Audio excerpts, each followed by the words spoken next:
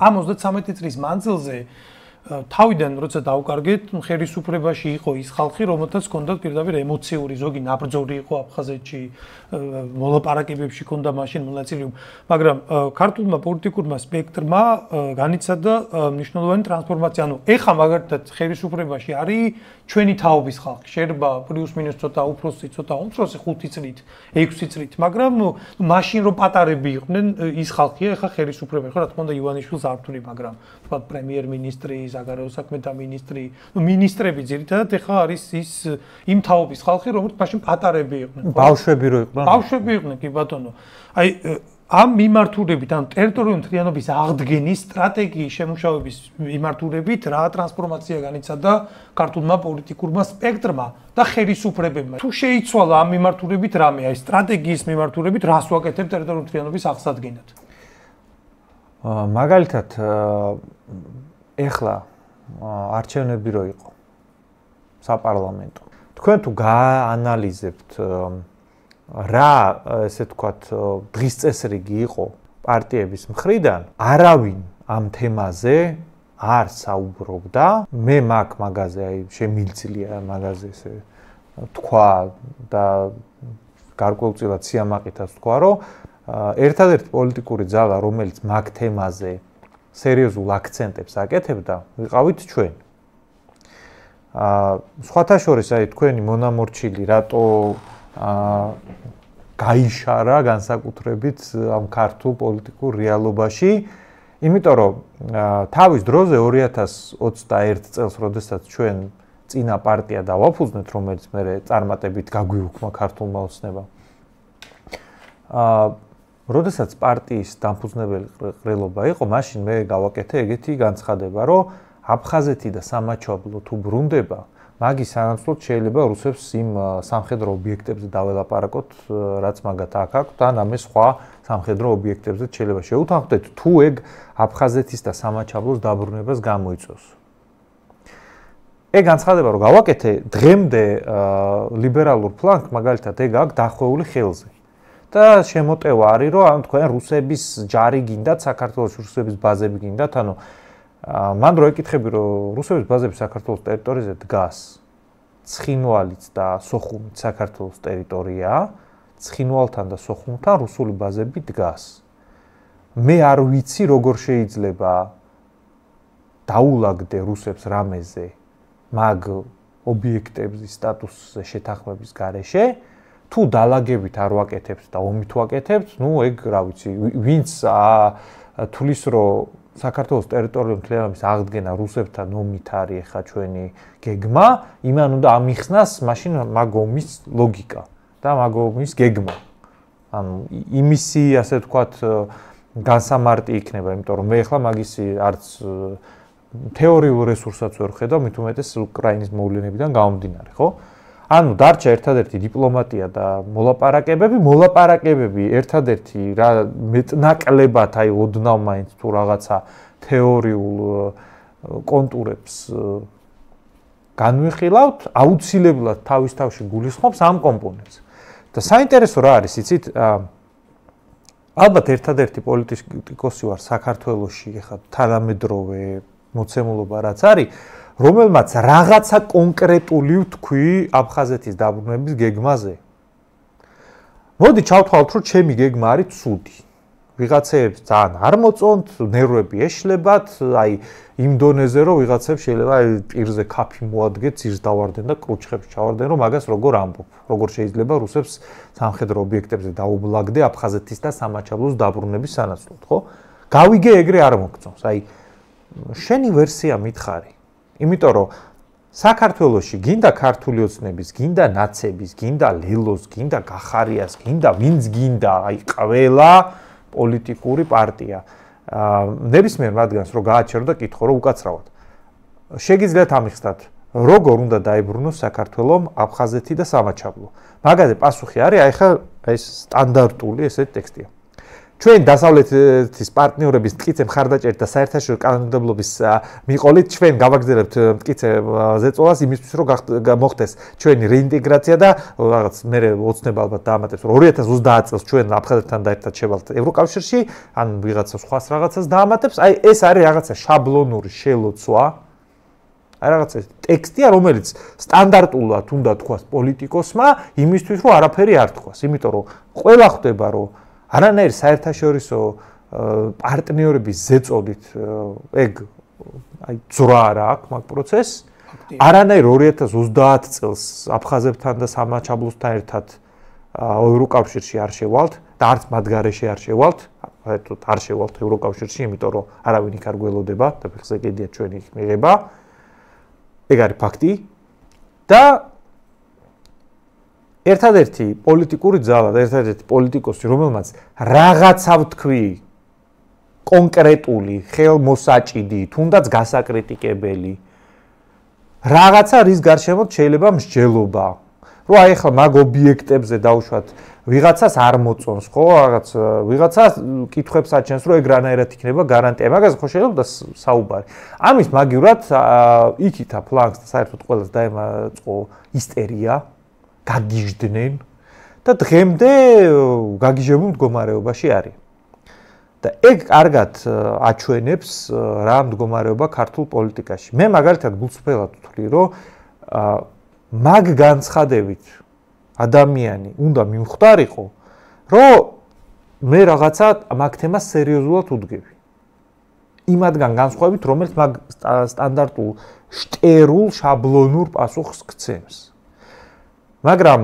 არც საზოგადოებამ და არც პოლიტიკურმა ასე ვთქვათ სივრცემ და არც ჟურნალისტურმა სივრცემ მაგაში რაღაცა აქამდე რომ არ დაადგა საშველი და რო არ იყო ამ ქართულ პოლიტიკურ და საინფორმაციო სივრცეში რაღაცა კონკრეტულზე მსჯელობა მაგის შემოტანა კი არ დაინახა დღემდე დარბიან და მაგის გამოყვირიან რომ შეხარ მოღალატე როცა ვამბობ რომ აი აფხაზეთის სამაჩაბლო უნდა დავიბრუნოთ ომით ვერ ვიბრუნებთ შევთანხმდით შევთანხმდით მაგაზე აი ყველაზე გაგიჟებული პროდასავლელიც კი ეხლა გეტყვის რომ კი აი მაგაზე შევთანხმდით ჯერ ომის თავი არ აგვაქვს ომს ვერ ვაწარმოებთ აფხაზეთის სამაჩაბლო უნდა დავიბრუნოთ მაშინ ომის გარდა დაგვრჩა მოლაპარაკებები მაგაზე ნაწილი ამბობს რომ არა მოლაპარაკებები არ შეიძლება აბა რა ვქნათ უნდა დაველოდოთ ოღონდ რო ეკითხები რას მან ვერ გპასუხობს რუსეთი რო იშრებოდეს რაღაცა ერთი მოძრა მეორე მოძრა მოსკოვში მაშინ კი ბანო დაელოდოთ ერთდება რას ნახეთ აი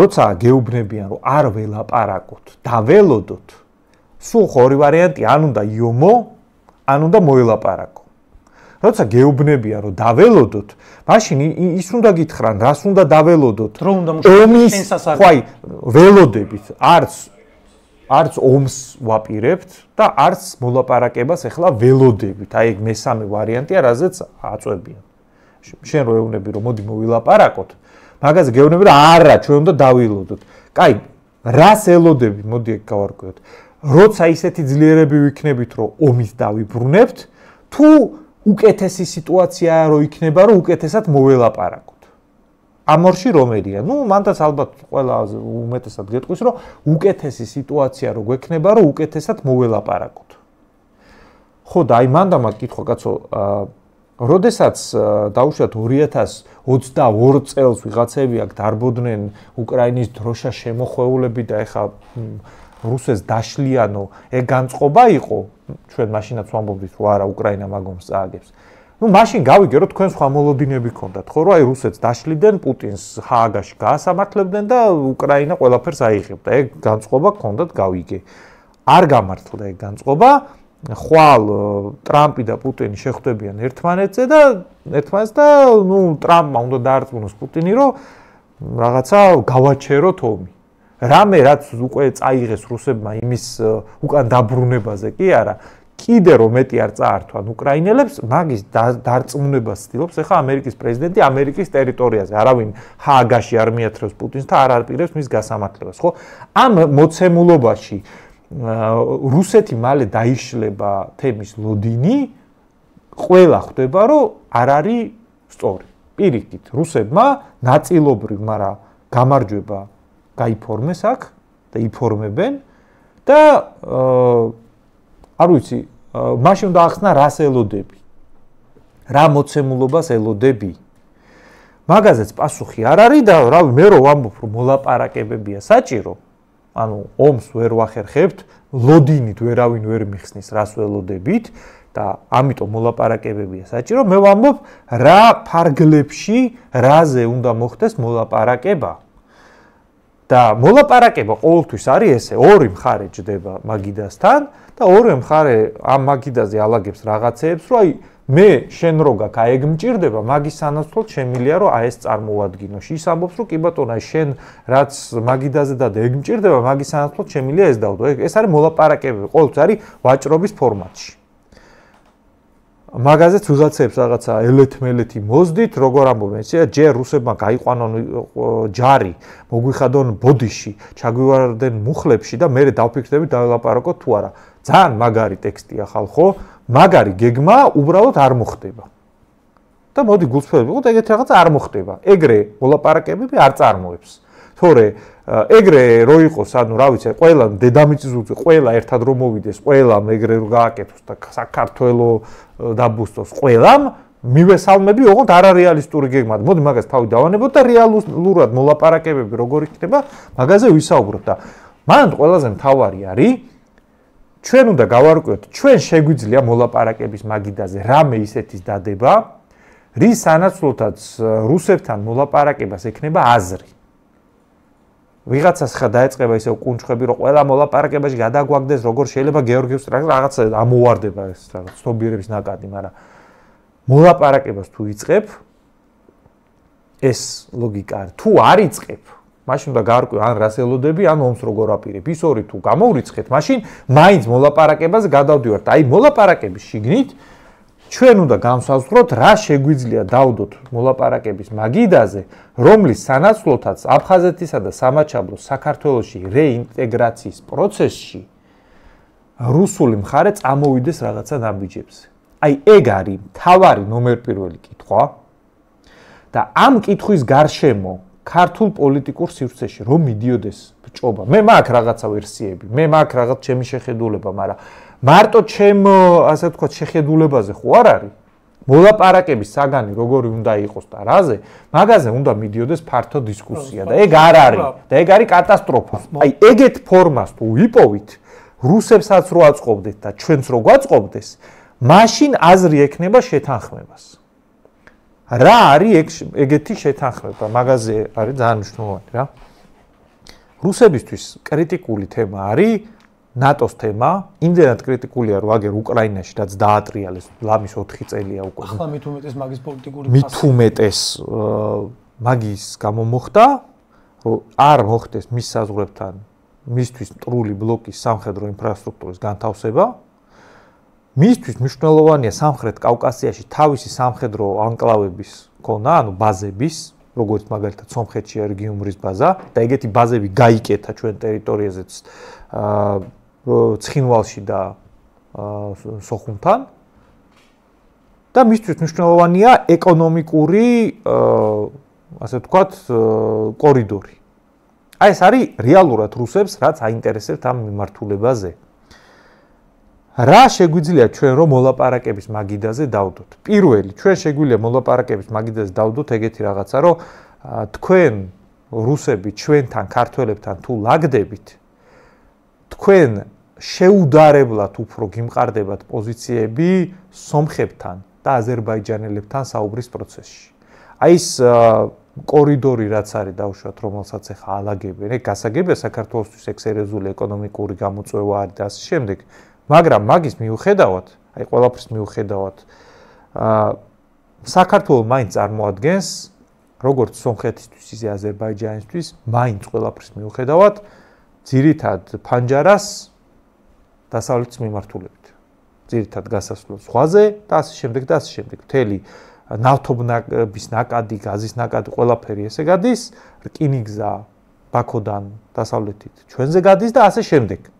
ამიტომ ჩვენთან თუ რუსები რაღაცებზე ლაგდებიან, მათ სამხრეთ კავკასიაში ერთდროულად სამ სახელმწიფოსთან ბევრად უფრო უკეთესი მდგომარეობა უჩნდებათ. ეგ ერთი.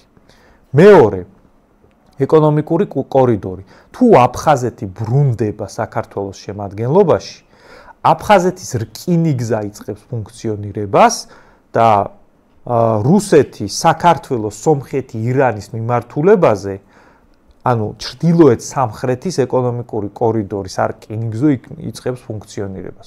და აღარ არის ყველაფერი მიბრუნული ლარსის ერთ გამშვებ პუნქტზე, რომელზეც ქვარო ჩამოვარდება ორი კვირა მერე, ასე ვთქვათ, ნაკადი მისი გადაზიდვების დგას, ხო?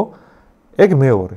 მესამე, უკვე რაც აქვს მაგათ ეს სამხედრო ინფრასტრუქტურა, ან შეიძლება რაღაცა სხვა ობიექტებზეც კიდე განხილვის საგანი იყოს. მაგაზე თუ ეგენი ამბობენ რა ეს გჭირდება, მაგის სანაცვლოდ შენ ხო რაღაცებს ჩადებ უსაფრთხოების გარანტიებს. და მაგის სანაცვლოდ ანუ შენ თუ ამბობ რა მე ნატოზე, რომელშიც ისედაც არ მიიღებენ, უარს თუ ამბობ. ჩვენ რაღაცეებზე უნდა შევთანხმდეთ, უსაფრთხოების გარანტიები იქნება ეგ თუ ტერიტორიული მთლიანობის თემა. ეგ მაგაში უნდა გაიცვალოს, რომ აფხაზეთთან სამმაჩაბლო აქ ბრუნდება, ანუ შენ თუ ნატოს თემა აქ გინდა რომ მოხსნილი იყოს, მაგაზე აფხაზეთთან სამმაჩაბლო საქართველოს დაბრუნების თემა უნდა დავალაგოთ, ეგეც არის მაგისთვის სამხედრო უსაფრთხოების თემა. და ჩემი აზრით ერთ-ერთი კიდე მნიშვნელოვანია, რუსებს თუ გაუჩნდებათ პრეცედენტი, რომ ვინმესთან ტანკების გარეშე და ომის გარეშე დაალაგეს, მაგათთვის ეგ იქნება ძალიან სერიოზული დიპლომატიური გამარჯვება. ანუ ჩვენი მხრიდან ძალიან ბევრი რაღაცა შეგვიძლია რომ დავდოთ სინამდვილეში მოლაპარაკების მაგიდაზე. და ეს ყველაფერი თან რაც მე ჩამოვთვალე, ეგ არ არის ერთჯერადი თემები. აი მაგალითად, საქართველოზე ეკონომიკური კორიდორი და ეს რკინიგზის თემა აფხაზეთის დაბრუნების შემთხვევაში თუ ამოქმედება. ეგ არ არის ერთჯერადი, ანუ ეგ ფუნქციონირებს მანამ, სანამ საქართველოში სიმშვიდეა და ტერიტორიული მთლიანობა არის აღდგენილი, ხო? ანუ არის რაღაცეები, რაც რუსებისთვისაც გრძელვადიანი მოგების შემცველია და ამიტომ ისინიც დაინტერესებული იქნებიან, რომ ეგ შეთანხმება არ დაირღვეს. აი, ეგ არის ლოგიკა, რომელშიც მე ამ ჩემ ხედვას ვაყალიბებ.